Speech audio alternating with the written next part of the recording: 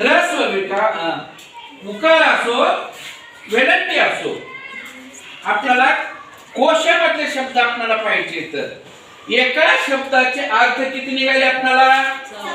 14. म्हणजे मराठी भाषा अशी आहे की एका शब्दाचे अर्थ अनेक निघतात. कसे? अनेक अर्थ अनेक निघतात, परंतु त्याच्यामध्ये उच्चार करण्याच्या पद्धती वेगळ्या वेगळ्या येतात. कशा? उच्चार करण्याच्या पद्धती वेगळ्या वेगळ्या येतात. आपल्याला त्या ठिकाणी आता तुमच्या पाठामध्ये दिन आणि दिन आलं. काय आलं? दिन आणि दिन. एका दिनला आहे पहिली वेलांटी आणि दुसऱ्या दिनला आहे दुसरी वेलांटी. पहिली वेलांटी म्हणजे जवळची वेलांटी आणि दुसरी वेलांटी म्हणजे दूरची वेलांटी. दूरची वेलांटीचा उच्चार कसा करायचा? दीर्घ करायचा.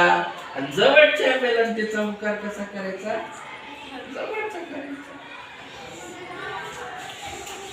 वेलांटी असेल, उकार असेल, पहिला उकार आला, उकार आपल्या जवळचा घ्यायचा.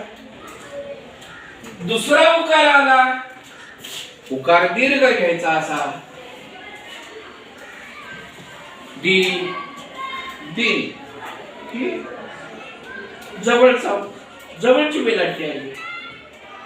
दिन दिन दिन म्हणजे दिवस. दिन दिन दिन म्हणजे गणित. आहे का नाही? आलं ना लक्षात? जवळचं आणि दूरचं एवढंच लक्षात ठेवायचं.